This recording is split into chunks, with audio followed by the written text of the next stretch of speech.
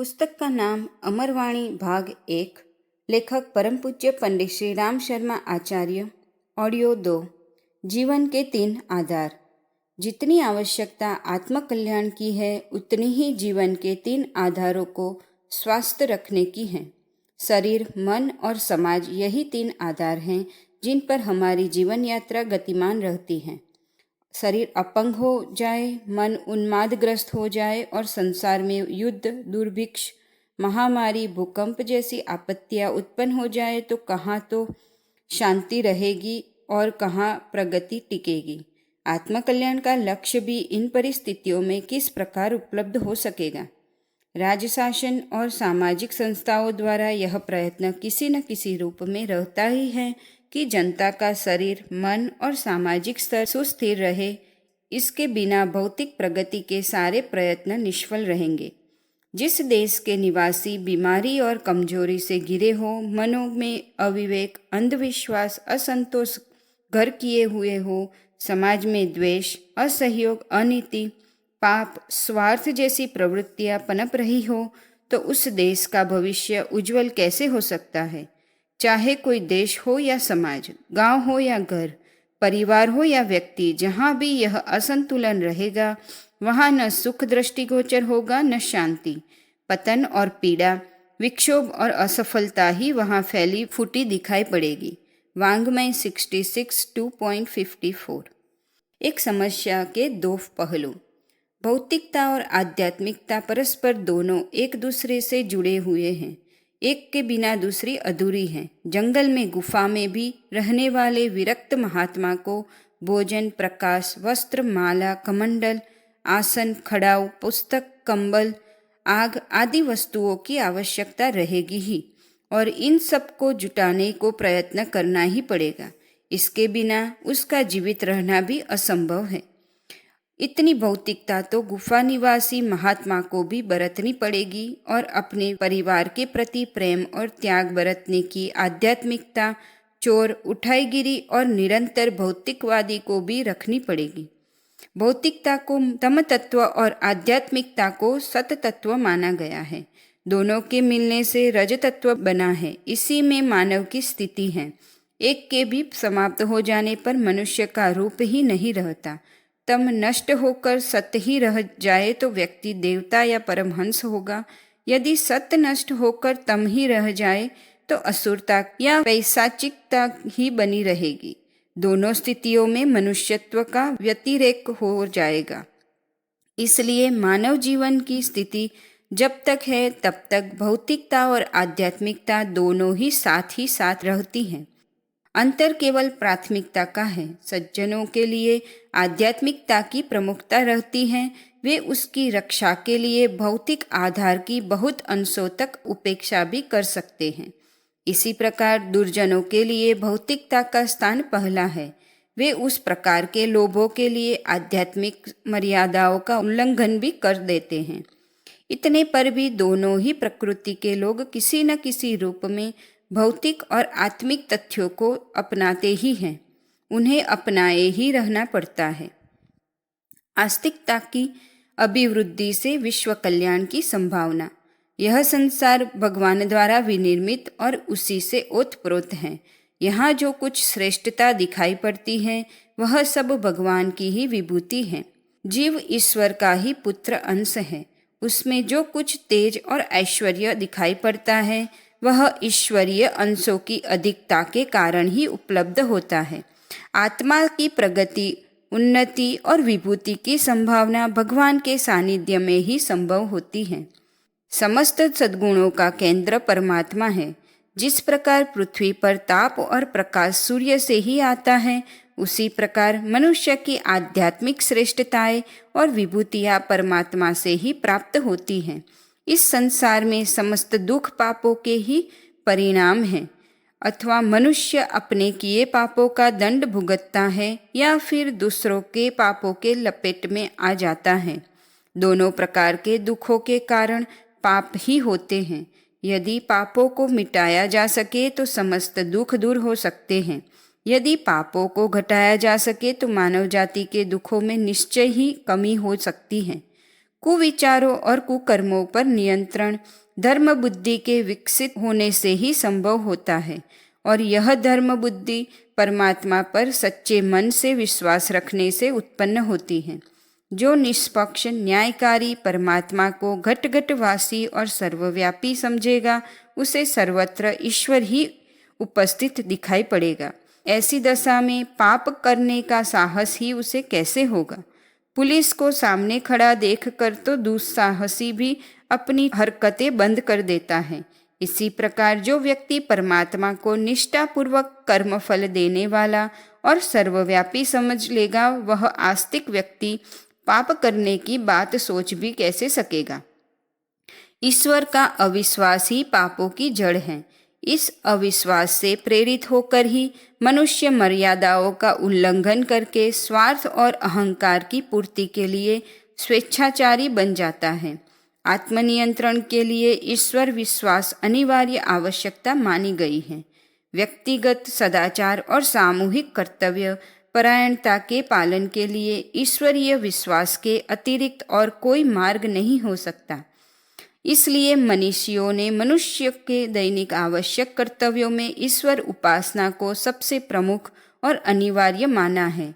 जो इसको उपेक्षा करते हैं उनकी बदसरना की है और उन्हें कई प्रकार के दंडों का भय भी बताया है। खेद है कि आज नास्तिकता की सत्यानाशी बाढ़ तेजी से बढ़ती चली जा रही है। भौतिकतावादी विचारधाराओं ने यह प्रतिपादित किया है कि ईश्वर न तो आँखों से दिखाई पड़ता है और न प्रयोगशालाओं की जांच द्वारा सिद्ध होता है, इसलिए उसे मानने की आवश्यकता नहीं। अति उत्साही लोग इतनी बात से बहक जाते हैं। न तो वे कर्म आस्था पर विश्वास करते हैं और न उपासना की कोई आवश्यकता अनुभव करते हैं। दूसरे प्रकार के नास्तिक इससे भी गए बीते हैं। वे अपने को आस्तिक कहते और किसी ईश्वर को मानते भी हैं, पर उनका यह कल्पित ईश्वर वास्तविक ईश्वर से भिन्न होता है। वे समझते हैं कि ईश्वर को केवल पूजा स्तुति ही चाहता है। इतने से ही प्रसन्न होकर मनुष्य के पापों पर ध्यान नहीं देता। पूजा करने वालों के समस्त पाप किसी सामान्य धार्मिक कर्मकांड के कर लेने से दूर हो जाते हैं। साथ ही वे ईश्वर से यह आशा रखते हैं कि जरा से पाठ पूजन के बदले बिना उसकी योग्यता, पुरुषार्थ और लगन की जांच किए वह मनमाना वरदान दे सकता है और उनकी समस्त कामनाओं की पूर्ति कर सकता है। यह लोग ऐसा भी सोचते हैं कि साधु ब्राह्मण परमात्मा के अधिक निकट हैं, इसलिए यदि उन्हें दान दक्षिणा देकर प्रसन्न कर लिया जाए तो अपनी तगड़ी सिफारिश परमात्मा के यहाँ पहुँच जाती है और फिर तुरंत ही मनमाने वरदान पाने और पाप के दंड से बचने की सुविधा हो सकती है। हम देखते हैं कि आजकल नाम मात्र की आस्तिकता इसी विडंबना की धुरी पर घूम रही है। यह प्रच्छन्न नास्तिकता दिखाई तो ईश्वर विश्वास जैसी ही पड़ती है, पर इससे लाभ के स्थान पर हानि ही अधिक होती है। आस्तिकता का असली लाभ पाप से भय उत्पन्न करना है। इसके विपरीत जिस मान्यता के अनुसार 10-5 मिनट से पूरे हो सकने वाले कर्मकांडों द्वारा ही समस्त पापों का फल नष्ट हो सकने का आश्वासन दिया गया हो, उससे तो उल्टे पाप के प्रति निर्भयता ही बढ़ेगी। जब पाप फल से बच सकना इतना सरल मान लिया गया हो, तो दुष्कर्मों द्वारा प्राप्त होने वाले आकर्षणों को छोड़ना कौन पसंद करेगा। ऐसी मान्यता से प्रभावित होकर मध्यकालीन राजाओं और सरदारों ने बर्बर अत्याचार और अनैतिक आचरण करने के साथ साथ पूजा पाठ के भी बड़े बड़े आयोजन किए थे। उन्होंने मंदिर भी बनवाए और भगवान को प्रसन्न करने वाले उत्सव आदि भी किए। पंडितों और ब्राह्मणों को कथा भजन करने के लिए वृत्तियां भी दी। संभवतः वे यही समझते थे कि उनका पहाड़ के बराबर अनैतिकता का कार्यक्रम इस प्रकार धन द्वारा रचाई पूजा पाठ की धूमधाम के पीछे छिप जाएगा। पंडितों और पुजारियों ने अपनी आजीविका की दृष्टि से ऐसे आश्वासन भी घड़कर रख दिए, जिससे कुमार्गगामी व्यक्ति थोड़ा बहुत दान पुण्य करते रहने को तत्पर रहे। दान पुण्य की परिभाषा भी इन लोगों ने बड़े विचित्र ढंग से की कि केवल ब्राह्मण वंश में उत्पन्न हुए व्यक्ति को जो कुछ दिया जाएगा वह अवश्य पुण्य माना जाएगा। विचार करने से यह स्पष्ट हो जाता है कि इस प्रकार की अज्ञान मूलक धारणा व्यक्ति और समाज के लिए हानिकारक परिणाम ही उपस्थित कर सकती है। पापों के दंड से बच निकलने का आश्वासन पाकर लोग चरित्र गठन की उपेक्षा करने लगे। पापों का भय जाता रहा। ऐसी अनेक कथा कहानियां घड़ी गई जिनमें निकृष्ट से निकृष्ट कर्म जीवन भर करते रहने वाले व्यक्ति केवल एक बार अनजाने धोखे से नारायण का नाम लेने से मुक्त हो गए। इन कथाओं से सत्कर्मों की व्यर्थता सिद्ध होती है और प्रतीत होने लगता है कि जीवन शोधन के लिए श्रम और त्याग करने की अपेक्षा थोड़ा बहुत पूजा पाठ कर लेना ही अधिक सुविधाजनक है। ऐसी शिक्षा देने वाला अध्यात्म वस्तुतः अपने लक्ष्य से ही भ्रष्ट हो जाता है। आस्तिकता का मुख्य उद्देश्य मनुष्य को सदाचारी और कर्तव्यपरायण बनना है। यदि इस बात को भुलाकर लोग देवताओं को मांस, मदिरा या मिष्टान की रिश्वत देकर मनमाने लाभ प्राप्त करने की बात सोचने लगे तो यह माना जाएगा कि उन्होंने ईश्वर को भी रिश्वत देकर उल्टा सीधा काम करने वाला मान लिया है। फिर तप, त्याग, संयम, धर्म, कर्तव्य आदि के कष्ट साध्य मार्ग की उपयोगिता कहाँ रह जाएगी? जब ईश्वर अपनी प्रतिमा के दर्शन करने वाले, स्तुति गाने वाले और भोग लगाने वाले पर ही प्रसन्न होने लगा तो फिर यही मार्ग हर किसी को पसंद आने लगेगा। फिर कोई क्यों उस संदर्भ के नाम पर कष्ट सहने को प्रस्तुत होगा जिसमें सर्वस्व त्याग और तिल तिल कर जलने की अग्नि परीक्षा में होकर गुजरना पड़ेगा। फूलों की सुगंध हवा के प्रतिकूल नहीं फैलती, पर सद्गुणों की कीर्ति दसों दिशाओं में फैलती है। आस्तिकता अर्थात चरित्र निष्ठा। इन्हीं मान्यताओं का फल आज हम देख रहे हैं कि पूजा अर्चना में बहुत धन और समय खर्च करने वाले व्यक्ति भी चारित्रिक दृष्टि से बहुत गए गुजरे देखे जाते हैं। मंदिर, झांकी, भजन कीर्तन में बहुत उत्साह दिखाने वाले भी गुप्त प्रकट रूप से बुरी तरह पाप पंक के डूबे रहते हैं। जो कुछ होता है ईश्वर की इच्छा से ही होता है, ऐसा मानने वाले आलसी और अकर्मण्य बनकर अपनी हीन स्थिति का दोष ईश्वर को लगाते रहते हैं और प्रगति के लिए प्रतीक्षा करते रहते हैं कि जब कभी ईश्वर की इच्छा हो जाएगी तभी अनायास सब कुछ हो जाएगा। ऐसे लोग अनीति और अत्याचारों को भी ईश्वर इच्छा मानकर चुपचाप सहते रहते हैं। वे किसी दिन दुखी और निराश्रित की सेवा सहायता करने से भी इसलिए विमुख रहते हैं कि इससे ईश्वर की इच्छा को विरोध होगा। इन्हीं मान्यताओं के आधार पर 1000 वर्ष तक हम विदेशी आक्रमणकारियों के बर्बर अत्याचार सिर झुकाए सहते रहे। सोमनाथ मंदिर की अपार संपत्ति लूटते देखकर हमें भगवान की प्रार्थना करने के सिवाय कर्तव्य पालन का कोई अन्य मार्ग न सूझा। आस्तिकता का असली स्वरूप भुलाकर जो अविवेकपूर्ण धारणा हमने अपनाई, उसके कारण हम वस्तुतः ईश्वर से अधिकाधिक दूर होते गए। आस्तिकता के नाम पर हमने दिखावटी पूजा पाठ को जो भाव अपनाया, उससे हमने पाया कुछ नहीं, केवल खोया ही खोया।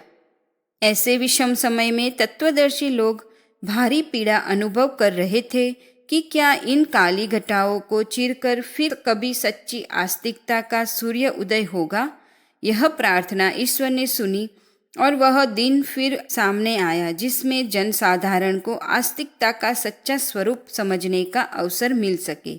युग निर्माण योजना को आस्तिकता के पुनरुद्धार का आंदोलन ही कहना चाहिए। कहते हैं कि किसी समय नारद जी ने भक्ति का घर घर प्रचार करने का व्रत लिया था और वे अथक परिश्रम करके सारी पृथ्वी पर अनवरत भ्रमण करते हुए समस्त नर नारियों को ईश्वर उपासक बनाने में जुट गए। युग निर्माण योजना के जन्मदाता ने भी आस्तिकता की प्रेरणा करोड़ों आत्माओं तक पहुंचाई है और 24 लाख से अधिक व्यक्ति गायत्री के नैष्ठिक उपासक बनाए हैं। अब प्रयत्न यही है कि घर घर में आस्तिकता की आस्था फलती फूलती नजर आवे। युग निर्माण योजना का प्रथम लक्ष्य आस्तिकता का प्रसार करना ही है। समस्त हिंदू जाति को उसकी संस्कृति के उद्गम केंद्र से परिचित करने और गायत्री के माध्यम से भावनात्मक एकता उत्पन्न करने के लिए जो प्रयत्न किया जा रहा है, उससे जातीय एकता का एक नवीन अरुणोदय होगा और हम चारों वेदों की जननी महाशक्ति गायत्री के साथ साथ उसके 24 अक्षरों में सन्निहित अपनी महान संस्कृति को भी समझ सकेंगे। जातीय उत्कर्ष की दृष्टि से निश्चय ही यह एक बहुत बड़ा काम होगा। युग निर्माण योजना के अंतर्गत जिस आस्तिकता का प्रसार किया जा रहा है, उसमें जप, तप, हवन, पूजन, भजन, ध्यान, कथा, कीर्तन, तीर्थ, पाठ, व्रत, अनुष्ठान आदि के लिए परिपूर्ण स्थान है, पर साथ ही समस्त शक्ति लगाकर हर आस्तिक के मन में यह संस्कार जमाए जा रहे हैं कि ईश्वर को निष्पक्ष, न्यायकारी और घटघटवासी समझते हुए कुविचारों और दुष्कर्मों से डरे और उनसे बचने का प्रयत्न करे। प्रत्येक प्राणी में ईश्वर को समाया हुआ समझकर उसके साथ सज्जनतापूर्ण सद्व्यवहार किया जाए। कर्तव्य पालन को ही ईश्वर की प्रसन्नता का सबसे बड़ा उपहार माने और प्रभु की इस सुरम्य वाटिका पृथ्वी में अधिकाधिक सुख शांति विकसित करने के लिए एक ईमानदार मालिक की तरह सचेष्ट बने रहे। अपना अंतःकरण इतना निर्मल और पवित्र बनाया जाए कि उसमें ईश्वर का प्रकाश स्वयमेव झिलमिलाने लगे। प्रार्थना केवल सद्बुद्धि, सद्गुण, सद्भावना, सहनशीलता, पुरुषार्थ, धैर्य, साहस और सहिष्णुता के लिए आवश्यक क्षमता प्राप्त करने की ही की जाए। परिस्थितियों को सुलझाने और अभावों की पूर्ति के लिए जो साधन हमें मिले हुए हैं, उन्हें ही प्रयोग में लाया जाए और संघर्ष का जीवन हंसते खेलते बिताते हुए मन को संतुलित रखा जाए। यही सब आस्तिकता के सच्चे लक्षण हैं। युग निर्माण योजना का प्रयत्न यह है कि इन लक्षणों से युक्त भक्ति और पूजा की भावना को जनमानस में स्थान मिले और सच्ची आस्तिकता के अपनाने के लिए मानव मात्र का अंतःकरण उत्साहित होने लगे। मनुष्य का कल्याण परमपिता परमात्मा की शरण में जाने से ही हो सकता है। असुरता के चंगुल से छुटकारा देवत्व की ओर अग्रसर होने की प्रवृत्ति ही साधना कहलाती है। साधना से हमारा जीवन सुव्यवस्थित और सुसंस्कृत भी बनता जाता है, पर यह तभी संभव होता है जब हम जड़ विज्ञान तथा स्वार्थपूर्ण दिखावटी आस्तिकता से बचकर सच्चे स्वरूप में ईश्वर की उपासना करेंगे। युग निर्माण योजना मानव मात्र के हृदय में सच्ची आस्तिकता उत्पन्न करके उनका हित साधन करने के लिए ही चलाई गई है। वाङ्मय 66 2.57, 58, 59। महान अतीत को वापस लाने का पुण्य प्रयत्न। मनुष्य का अंतःकरण बदलते ही उसकी दुनिया भी बदल जाती है। अब संसार की परिस्थितियां जैसी विकृत हो उठी हैं, उनका परिवर्तन होना अनिवार्य है, अन्यथा हम दिन प्रतिदिन पतन और कष्ट के खड्डे में गिरते जाएंगे। यह परिवर्तन बाहरी हेरफेर से संभव नहीं हो सकता, वरन उसके लिए मनुष्य की अंतःचेतना को ही प्रभावित किया जाना चाहिए। इस प्रकार के बदलाव से हम सब रोग, शोक, कलेश, कलह, पाप, ताप आदि व्याधि से छुटकारा पाने में समर्थ हो सकेंगे। इसके अतिरिक्त अन्य कोई ऐसा उपाय नहीं है जिससे संसार भर में फैली अशांति मिटकर लोगों को सुख शांति का दर्शन हो सके। युग निर्माण योजना इसी को लेकर कार्यक्षेत्र में उतरी है। इस माध्यम से जनता को सच्चे अर्थों में अध्यात्मवादी बनाने का एक ठोस प्रयत्न किया जा रहा है। इसके द्वारा अनेक कष्ट, संताप तो मिट ही सकेंगे, पर सबसे बड़ा लाभ यह होगा कि भारत की महान निधि अध्यात्म का सच्चा स्वरूप समझने और उसे अपने व्यवहारिक जीवन में स्थान देने का अलभ्य अवसर सर्वसाधारण को प्राप्त हो सकेगा। भारतवर्ष यदि अपनी समस्त कठिनाइयों को हल करके संसार का मार्गदर्शन करना चाहे तो उसका एकमात्र आधार अध्यात्म ही है। इसी के द्वारा हमारा भूतकाल महान बन सका था और इसी से भविष्य के उज्जवल बनने की आशा भी की जा सकती है। आवश्यकता केवल इस बात की है कि हम व्यावहारिक अध्यात्म का स्वरूप सर्वसाधारण को समझा सके और उसके प्रत्यक्ष लाभों से लोगों को अवगत करा दे। अशांति के दावानल में जलता हुआ समस्त संसार आज अध्यात्म के अमृत के लिए तरस रहा है। हमें आगे बढ़कर इसी महान तत्व ज्ञान का सच्चा स्वरूप प्रकट करने में अपनी शक्ति को लगाना है। युग निर्माण योजना अध्यात्मवाद को जन जन के जीवन में प्रविष्ट करने की व्यवहारिक विधि है। जितनी गहराई तक इसकी संभावनाओं पर विचार किया जाता है, उतनी ही अधिक आशा बंधती है और लगता है कि यदि हम इस मार्ग पर दृढ़तापूर्वक चल सके तो प्राचीन काल की तरह भारत पुनः स्वर्ग कहलाने का गौरव प्राप्त कर सकेगा और संसार के अन्य भागों के निवासी यहाँ से सन्मार्ग पर चलने की शिक्षा प्राप्त करके पुनः जगत गुरु का सम्मान प्रदान करेंगे। खोए हुए अतीत को पुनः वापस लाने का यह आध्यात्मिक प्रयत्न हमारे लिए आशा की किरण बनकर आया है और उसमें हमें अपना योगदान प्रस्तुत करना ही चाहिए। वाङ्मय 66 2.63 इस अग्नि परीक्षा को स्वीकारें। सभ्य समाज की रचना इस आदर्शवाद को हृदयंगम करने से ही संभव हो सकती है, जिसे हमारे पूर्व पुरुषों ने बड़ी श्रद्धा भावना के साथ अपने जीवन का लक्ष्य बनाए रखा था। हो सकता है कि महानता के मार्ग पर चलते हुए किसी को कष्ट और कठिनाइयों की अग्नि परीक्षा में होकर गुजरना पड़े, पर उसे आत्मिक शांति और कर्तव्य पालन की प्रसन्नता हर घड़ी बनी रहती है। इस मार्ग पर चलते हुए व्यक्ति को असुविधा हो सकती है, पर समाज का विकास इसी त्याग और बलिदान के ऊपर निर्भर रहता है। चरित्रवान व्यक्ति ही किसी समाज की सुख संपत्ति होते हैं। हम अतीत काल में विश्व के सुदृढ़ आदर्शवाद के आधार पर ही रहे हैं, अतः जबकि हम अपनी उस पुरानी महानता और उज्जवल परंपरा को पुनः लौटाने चले हैं, तो इस आदर्शवाद का ही अवलंबन करना होगा। धैर्य और कर्तव्य को दृढ़तापूर्वक जीवन में धारण करना पड़ेगा। वाङ्मय 66 2.68 स्वार्थ को नहीं परमार्थ को साधा जाए। स्वार्थ और परमार्थ में बहुत थोड़ा सा अंतर है। स्वार्थ उसे कहते हैं जो शरीर को तो सुविधा पहुंचाता हो पर आत्मा की उपेक्षा करता हो। चूँकि हम आत्मा ही हैं, शरीर तो हमारा वाहन या उपकरण मात्र है, इसलिए वाहन या उपकरण को लाभ पहुँचते किंतु स्वामी दुख पावे तो ऐसा कार्यक्रम मूर्खतापूर्ण कहा जाएगा। इसके विपरीत परमार्थ में आत्मा के कल्याण का ध्यान प्रधान रूप से रखा जाता है।